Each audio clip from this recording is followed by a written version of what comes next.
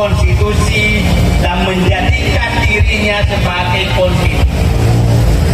Tandanya adalah dari ibu kota negara, ibu kota Nusantara namanya, mereka menghina istana negara Bogor dan istana Jakarta, menyatakan istana kolonial. Padahal istana itu direbut oleh para pejuang kita yang mengorbankan jiwanya. Dan mereka, Joko Widodo, bangga menghina istana yang direbut. Dari sana Menteri Koordinator Maritim dan Investasi menghina kota Jakarta sebagai kota feodal. Padahal kota ini direbut. Puluhan ratusan pahlawan yang mengusir penjajah.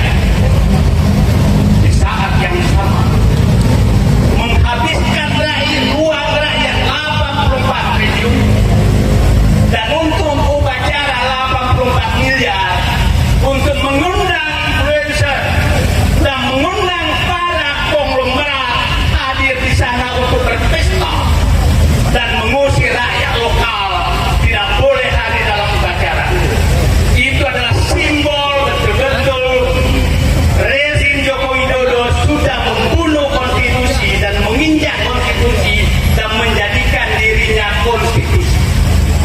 Jadi hari ini kita memperingati matinya konstitusi yang dibunuh oleh rezim Joko Widodo.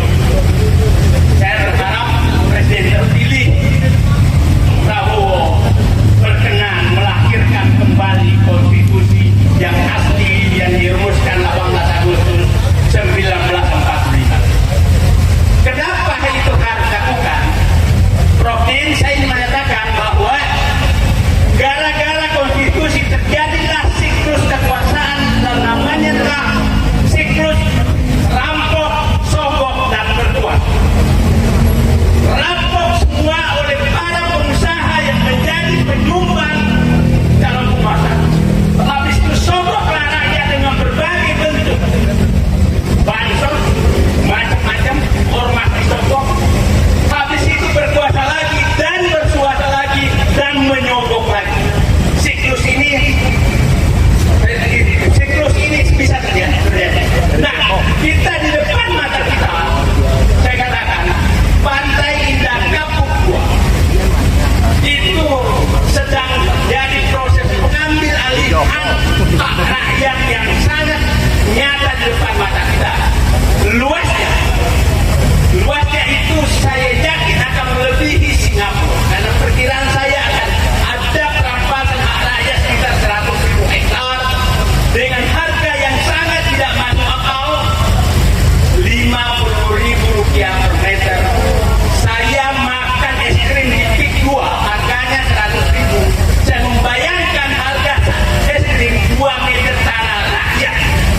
Di atas tanah saya berdiri yang dijual oleh mereka dengan harga 36 juta rupiah.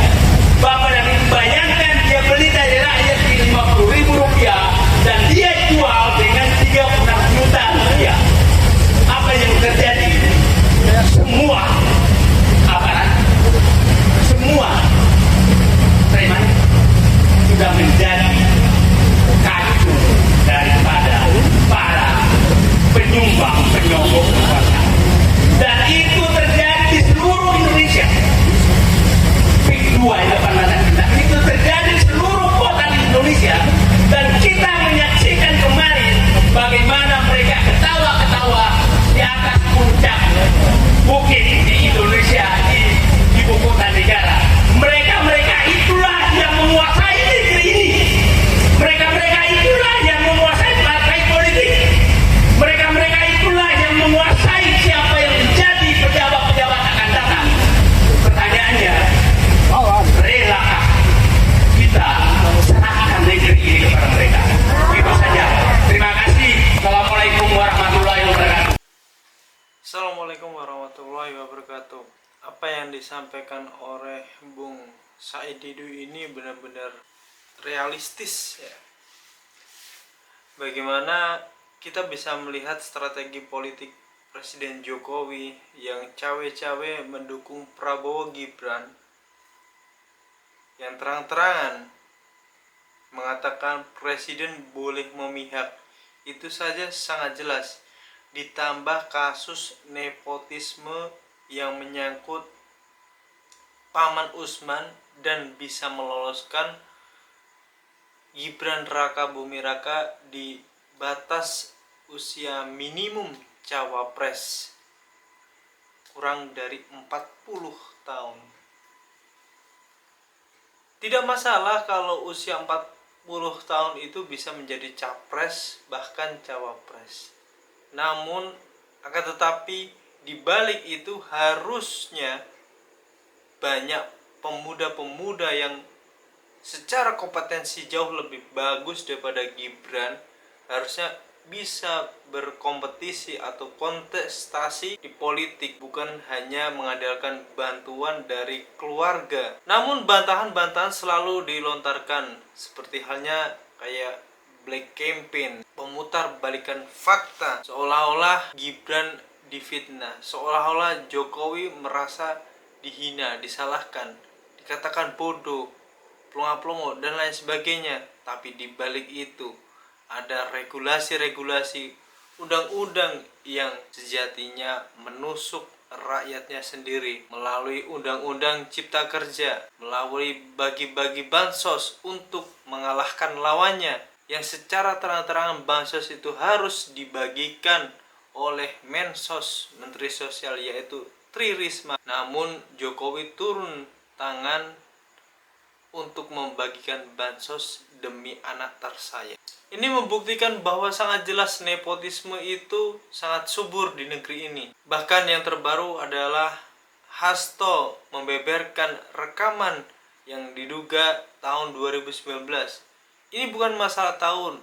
Permasalahannya adalah ada upaya intimidasi terhadap hukum sehingga hukum bisa jadi alat untuk membela para penguasa. Siapapun yang berkuasa bisa melakukan segala cara dan membeli hukum. Dengan kita masih ungkit kasus ijazah palsu yang dimana nanti di tanggal 20 Oktober tahun 2024 ketika Presiden Jokowi lengser, itu akan menjadi legitimasi bahwa pernah ada sejarah presiden ijazahnya belum jelas diketahui keasliannya. Ini mengkonfirmasi bahwa rakyat boleh mengatakan bahwa ijazah Presiden Jokowi dari SD, SMP, bahkan sampai SMA tidak jelas. Gelarnya pun tidak jelas antara dokter Andes ataupun insinyur.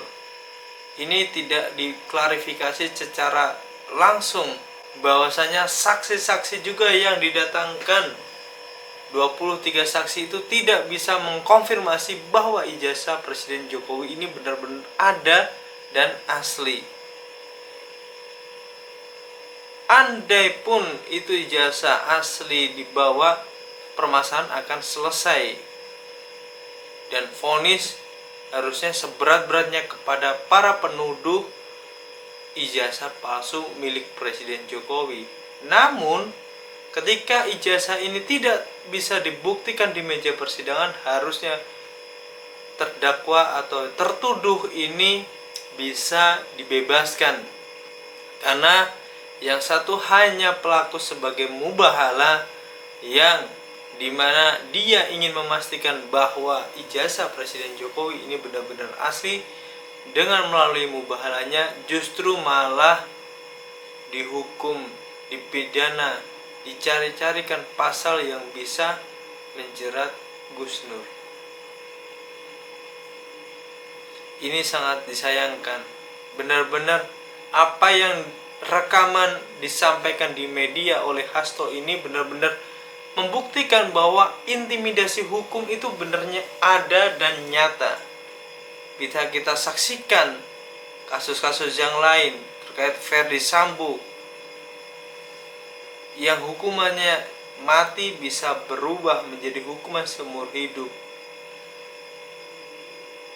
Lalu kita ketahui kemarin Ronald yang anaknya dari fraksi DPR RI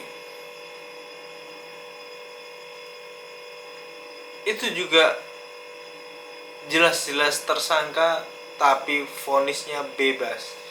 Ini membuktikan atau mengkonfirmasi bahwa hukum di negeri ini sudah menjadi alat jual beli, yang mana para pemodal atau kapitalis oligarki pun berperan untuk mengintimidasi hukum-hukum yang ada di negeri ini. Assalamualaikum warahmatullahi wabarakatuh.